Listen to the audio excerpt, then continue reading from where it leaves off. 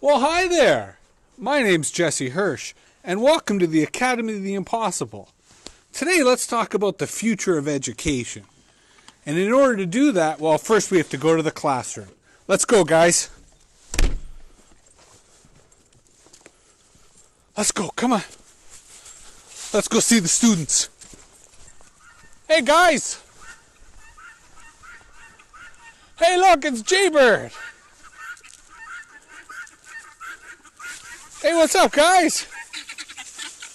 How you doing? Hey, how you doing, guys? All right, we got everybody? Where are you going, Leon? Come here, buddy.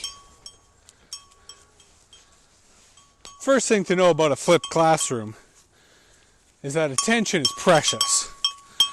And you never know who's going to show up. The lecture or knowledge should happen outside of the class. So this is kind of what's happened with remote education, where people are spending their time at home rather than in the class. But it also recognizes, as with here, that even if you give them a little bit of knowledge, a little bit of information, causes conflicts, you can't assume that you have their attention. So instead, the flipped classroom sort of says it's the interaction. It's the back and forth that makes the most sense and has the greatest value for students. So it's the idea of interactive education. But it also represents personalized education. Because some people, like this little girl right here, they need a lot of attention, a lot of special attention. Versus others are content with the occasional treat or the little bit of extra attention. So personalized education is not just a function of technology.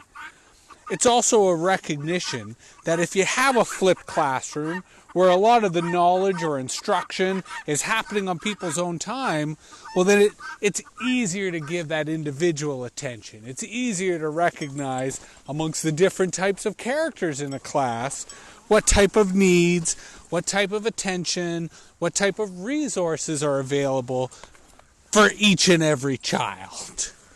Especially the jealous ones like this little girl right here. The other benefit of the flipped classroom is it not only acknowledges our changing attentional needs, but it focuses on the larger purpose or mission of education, which is no longer about transferring knowledge or conveying facts. No.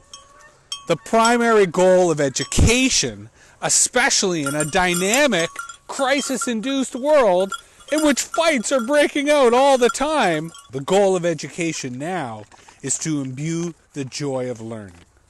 Because if you think about it, the joy of learning is essential. There's no finish line to life. There's no point at which we say, okay, I have enough knowledge, my learning days are over.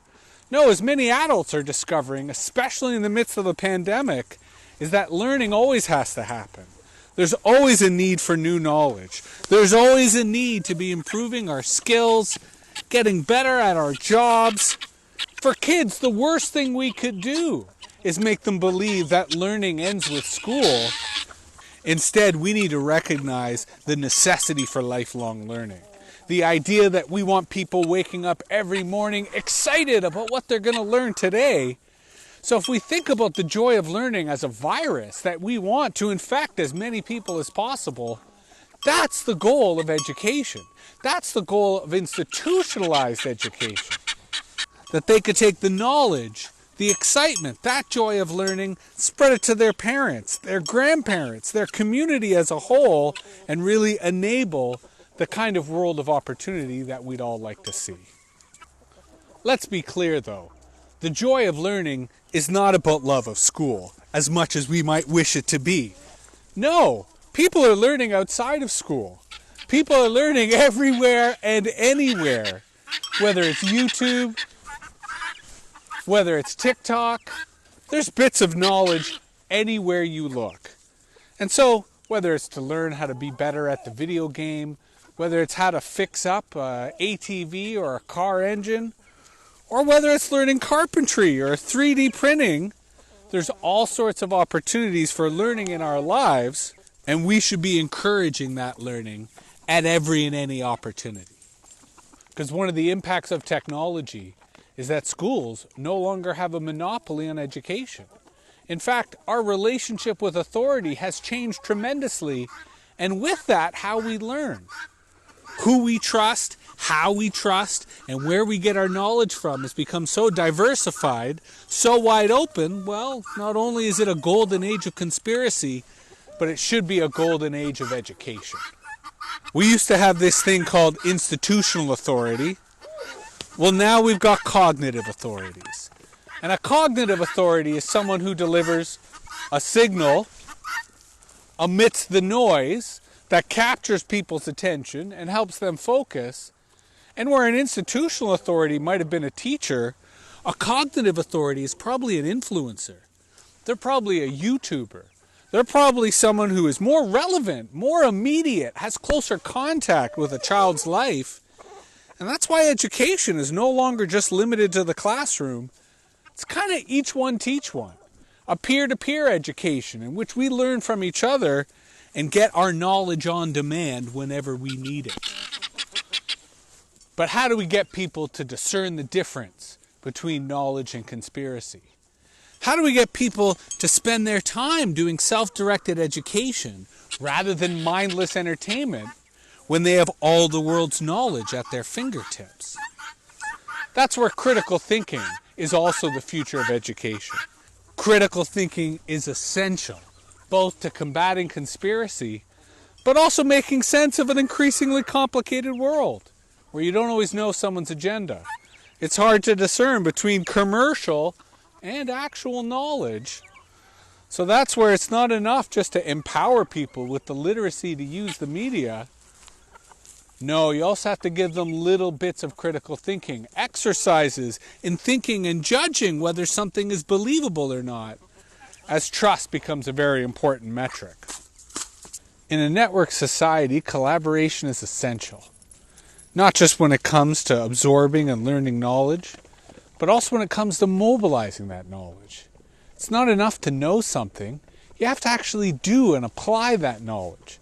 Most often, that knowledge makes the most sense when it's applied in a local or community context. But on the internet, that doesn't matter.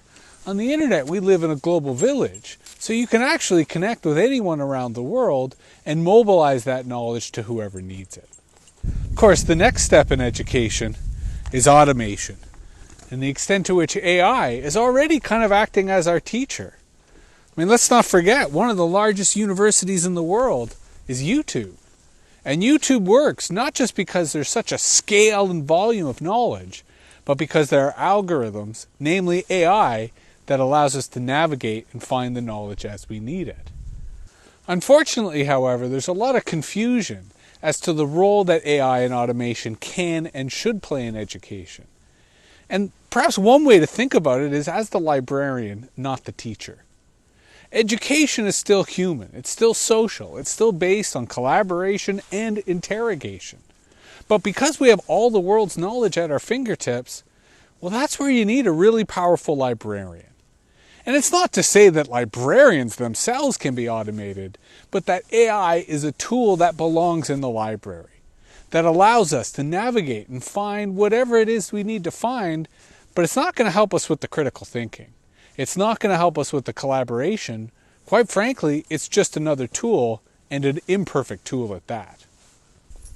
So if we're to treat AI as a tool, if we're to acknowledge that it's not some god, it's not some magic, then the larger question becomes, who has access to that tool? Who has access to the world's knowledge and information, and who has access to the future of education? And unfortunately, that's where the digital divide becomes a very real and tangible problem. Not just because internet connectivity is quite frankly terrible in rural areas like the one I live in, but because the digital divide may never be bridged. Because the extent to which the urban center, or Silicon Valley as the ultimate urban center, is driving technology forward and kind of leaving the rest of us behind. Well, what impact does that have on education? How do we ensure the universality and the equity that our society is based upon? That's not an easy question to answer, but one that we must address in the here and now or else the situation's going to get a whole lot worse. While the digital divide may seem insurmountable, there's actually something we've got on our side, and that's the concept of open source. Both open source software, but open source when applied to knowledge. Open source is not just necessarily about technology. It's also about policy and philosophy and data. Because another area that we need to be thinking of in the future of education is privacy. Privacy and surveillance.